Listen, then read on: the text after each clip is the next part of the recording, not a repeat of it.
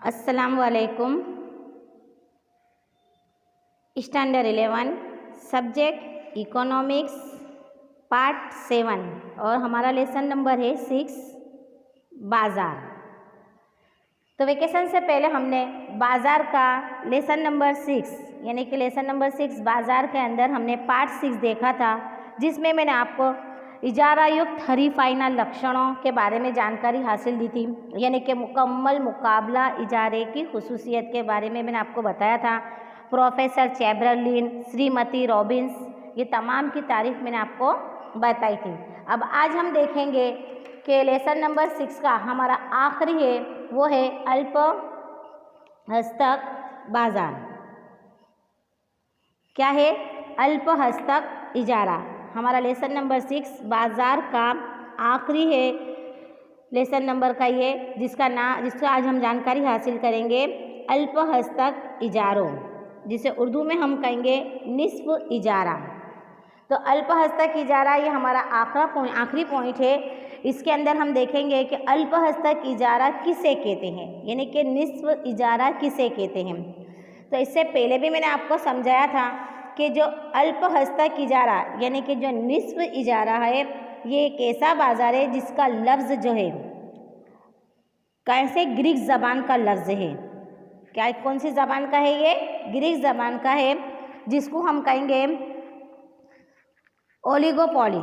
ये पहले भी मैंने आपको बताया था, जो हकीकत में ग्रीक ज़बान का है। ओलिगो का मतलब ग्रीक ज़बान में होता है थोड़ा या निस्फ, कम, और पोलेन का मतलब होता है कि फ़रोख्तदार। ये दोनों अल्फाजों से मिलकर बना है इजारा दारी यानी निस्फ इजारा, जिसका मतलब होता है कि कम या निस्फ पैदावार करने वाले या फ़रोख्त करने वाला बाज़ार। समझ पड़ी कि अल्प हस्तक इजारों यानी कि निस्फ इजारा, जिसको इंग्लिश में कहेंगे ओलिगोपॉली, जो ग्रीक ज़बान के लफ्ज़ से आया है, जिसका मायने होते हैं ओलिगो का मतलब होता है थोड़ा, कम या आधा, और पॉलिन का मतलब होता है कि फ़रोख्तदार या पैदावार करने वाला। तो ये दो अल्फाज से बना है, जिसके मायने होते हैं कि ऐसा बाज़ार के जिसमें कम फ़रोख्तदार या कम पैदावार करने वाला बाज़ार। तो निस्फ इजारा एक ऐसा बाज़ार है कि जिसमें कम यानी कि निस्फ पैदावार के फ़रोख्तदार मसावी अशिया या करीब की मुतबादिल अशिया का पैदावार के फ़रोख्त करने का काम करते हैं। ऐसे बाज़ार में जो मुकाबला आराई का तनासुब है वो होता है, कम मदार में होता है। अब इसके अलावा इसकी जो तारीफ़ है, तो सबसे पहले इसकी जो तारीफ़ है प्रोफेसर स्टिगलर। तो प्रोफेसर स्टिगलर क्या कहते हैं कि निस्फ इजारा ऐसी हालत है कि जिसमें कंपनी अपनी पॉलिसी के बारे में खुद के हरीफ की बुनियाद पर बनाती है। यानी कि निस्फ इजारा एक ऐसी परिस्थिति है, यानी कि ऐसी हालत है कि जिसमें जो कंपनी है वो दूसरी कंपनियों के, यानी कि जो उसके साथ में जो कंपनियां, बहुत सी कंपनियां हैं, उनकी कंपनी के हरीफ यानी कि उनके साथ में जो मुकाबला करते हैं उनकी बुनियाद पर बनाने वाला बाज़ार है, ये प्रोफेसर स्टिगलर मानते हैं। लेकिन प्रोफेसर बोमल क्या कहते हैं कि निस्फ इजारा एक ऐसा बाज़ार है कि जिसमें निस्फ फ़रोख्तदार यानी कि कम फ़रोख्तदार के साथ कितने फ़रोख्तदार बाज़ार में ज़्यादा खत के हामिल होते हैं जो बाज़ार की कीमत पर असर पहुंचा सके।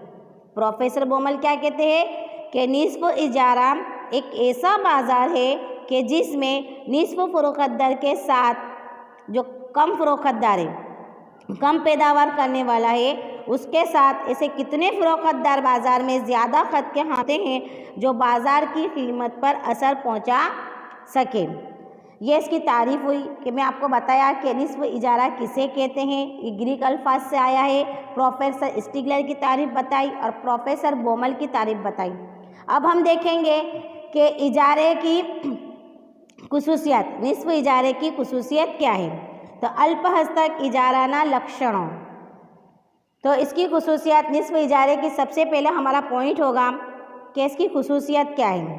तो सबसे पहला पॉइंट है इसका कि निस्फ फ़रोख्तदार और ला तादाद ख़रीदार। निस्फ को तो हम लोग कम फ़रोख्तदार भी लिख सकते हैं, क्योंकि मैंने पहले ही आपको बताया कि अल्प का मतलब होता है कम, थोड़ा। मैंने यहाँ पर निस्फ लिखा है, लेकिन आप थोड़ा भी लिख सकते हो और कम भी लिख सकते हैं। यूँ लिख सकते हैं कि कम फ़रोख्तदार और ला तादाद ख़रीदार, यानी कि अल्प बेचनारा અને असंख्या खरीदनार। तो निस्फ इजारे वाले बाज़ार के जो पैदावार करने वाला है, यानी कि जो फ़रोख्त करने वाले हैं, उनकी तादाद कैसी होती है? कम होती है। और यहाँ जो कंपनी है, इसकी तादाद जो होती है खूब बहुत ही लामहदूद में होती है। कैसी होती है? सॉरी, बहुत ही महदूद में होती है। लामहदूद में नहीं होती है, बल्कि महदूद में होती है। आम तरीके से इस बाज़ार के अंदर जो कंपनी की तादाद है वो 2 से ज़्यादा और लगभग 10 से 20 तक के महदूद में होती है। क्या बताया कि निस्फ इजारे वाले बाज़ार के अंदर जो पैदावार करने वाले हैं या फिर जो फ़रोख्त करने वाले हैं, जो तादाद होती है उनकी बहुत कम होती है, यानी कि कम होती है, थोड़ी होती है, निस्फ होती है। यहाँ पर जो कंपनी की तादाद है वो बहुत ही महदूद होती है। आम तौर पर इस बाज़ार के अंदर कंपनी की जो तादाद होती है 2 से ज़्यादा, यानी कि लगभग अंदाज़न 10 से 20 तक भी महदूद होती है, जिसकी वजह से जो कम ख़रीदारों का बाज़ार पर इजारा शाही जो है उसकी किस्में काबू में होती है। इसलिए बाज़ार के अंदर निस्फ इजारे के नाम से जाना जाता है। किससे जानते? निस्फ इजारे के नाम से इसे जानते। जबकि बाज़ार में जो ख़रीदार है उनकी तादाद कैसी होती है? लामहदूद होती है, जिससे इनफरादी तरीके से जो ख़रीदने वाला है उसका जो हकीकत में जो उसका अस्तित्व, जो उसका वजूद है वो बहुत ही छोटा होता है, जिसकी वजह से खरीदनार यानी कि जो ख़रीदार है वो अशिया की कीमत पर असर पाड़ नहीं सकता। क्योंकि कंपनीज कम है और ख़रीदने वाले ज़्यादा है, तो बाज़ार के अंदर उस अशिया की जो कीमत अगर ऊंची भी होती है तो दूसरा अगर उसको कम करेगा तो भी कोई फ़र्क पड़ने वाला नहीं है। क्योंकि मेन बात यहाँ पर है कि जो पैदावार करने वाला है वो कैसा है? कम है, लेकिन जो ख़रीदने वाले हैं वो कैसे है? ज़्यादा है। अब इसके बाद हम देखेंगे पॉइंट समान गुणी के नज़दीकनी अवेजी वस्तु। तो मसावी के करीबी के मुतबादिल अशिया, जिसको गुजराती में कहेंगे समान के नज़दीकनी अवेजी वस्तु। अवेजी का मतलब होता है मुतबादिल अशिया, ये पहले भी मैं आपको सिखा चुकी। तो निस्फ इजारे वाले बाज़ार के अंदर जो मसावी यानी कि जो नज़दीक की, जो करीब की मुतबादिल अशिया है, उसकी पैदावार और उसकी फ़रोख्त करने में जब आती है तो बाज़ार के अंदर जो कंपनी है वो मसावी अशिया के पैदावार के फ़रोख्त करती है, तब बाज़ार के अंदर मुकम्मल निस्फ इजारा कहलाता है। मिसाल के तौर पर अगर नमक है, ऑयल है, चाय है, ये वगैरह तमाम जो फ़रोख्तदार है, जब बाज़ार के अंदर वो कंपनी मुतबादिल अशिया यानी कि करीबी या मुतबादिल अशिया की पैदावार और फ़रोख्तदार करती है, तब बाज़ार के अंदर क्या होता है कि अपूर्ण यानी कि मुकम्मल, नामुकम्मल, पूर्ण का मतलब होता है मुकम्मल, अपूर्ण का मतलब होता है नामुकम्मल निस्फ इजारे वाला बाज़ार वो कहलाता है। मसलन ठंडा पानी है, ठंडे पानी के बाज़ार के अंदर अगर मोटरसाइकिल का बाज़ार वगैरह, तो ये क्या हुआ? नामुकम्मल। अब इसके बाद का हम पॉइंट देखेंगे कंपनी का दाखला, यानी कि पहले भी आया अभी भी आया, सब में है, इसलिए कंपनी का दाखला यानी कि पेड़ियोना प्रवेश। तो निस्फ इजारे वाले बाज़ार के अंदर जो नई कंपनी जब दाखला करती है तो निस्फ इजारे वाले बाज़ार की किस्म के मुताबिक वो कैसी होती है? उसके ऊपर वो आज़ादी से, उसके ऊपर कोई रोक टोक होती नहीं है। अगर जो बाज़ार के अंदर वो आज़ादाना तौर पर निस्फ इजारे वाले बाज़ार के अंदर जब आती है तो बाज़ार में जो नई कंपनी के लिए वो दाखला कैसा हो जाता है? आज़ाद हो जाता है। और जब बाज़ार के अंदर निस्फ इजारे वाला बाज़ार जब होता है तो बाज़ार के अंदर जो कंपनी है वो दाखिले के अंदर क्या कर लेती है, अपने को आपको महदूद कर लेती है। अब इसके बाद का हम पॉइंट देखेंगे फ़रोख्त और ख़र्च, यानी कि बेचान खर्च।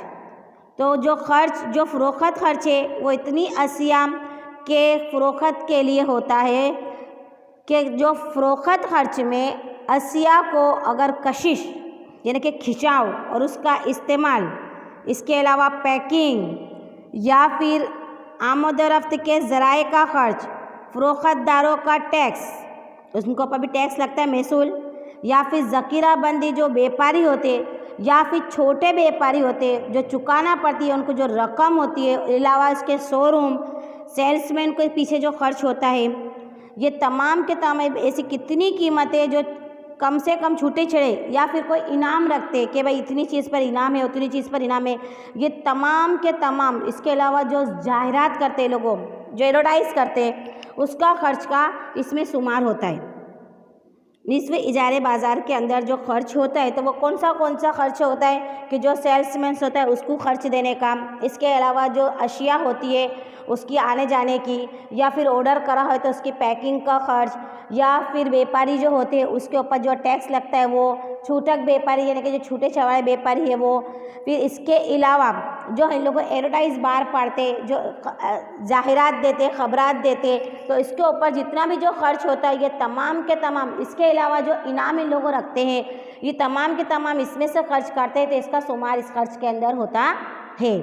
इसके अलावा निस्फ़ इजारे में हरीफाई के अंदर खूब भी क्या होती है, एकदम टक्कर चलती है, होने से जो फ़रोख्त का खर्च है वो ज़्यादा से ज़्यादा इस्तेमाल होता है। अगर एक कंपनी दूसरी कंपनी की टक्कर में आती है और एक अगर इन्हें तो इनाम रखता है तो उससे चढ़कर वो अगर दूसरी कंपनी इनाम रखेगी तो उससे खर्च भी ज़्यादा होगा।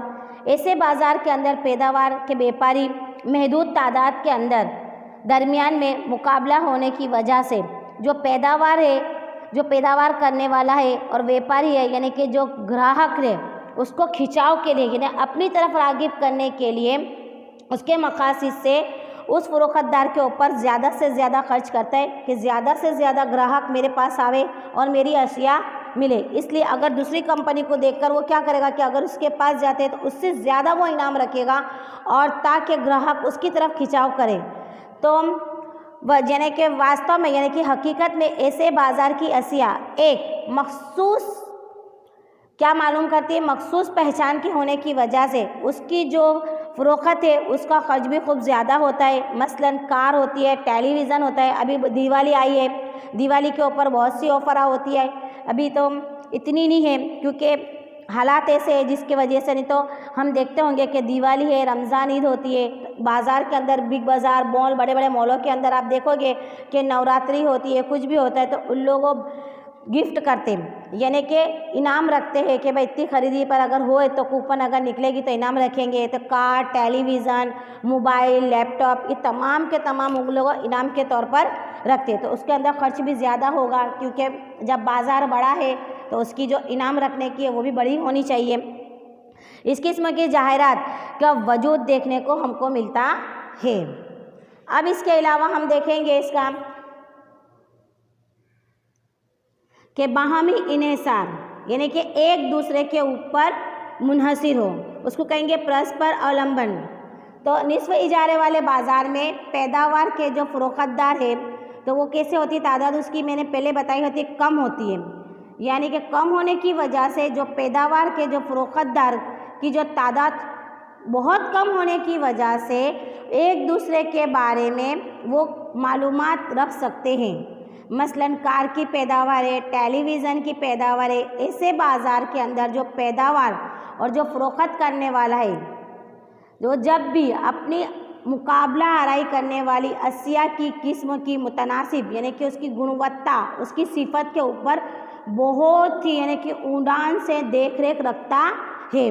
जैसा कि LG है तो LG किसके ऊपर रखेगी, सैमसंग है, वर्लपूल है, इसकी हरीफाई के अंदर होते तो ये इसके ऊपर देख रखेगी और उसकी पूरी जानकारी ये हासिल कर सकेगी कंपनियां, जिसकी वजह से जो कंपनी है वो खुद की अशिया की मुतनासिब यानी कि उसकी जो सिफत है, उसकी अशिया की जो सिफत है, उसकी जो विशेषता है, उसकी जो गुणवत्ता है, उसकी कीमत के अंदर वो तय करने के लिए वो उसका नतीजा ले लेती है और उसके मुकाबला आरई के अंदर उसके जो मुकाबले आरई के अंदर जो कंपनी है उसके ऊपर दारो मदार रखती है, आधार रखती है, यानी कि मुनहसिर होती है।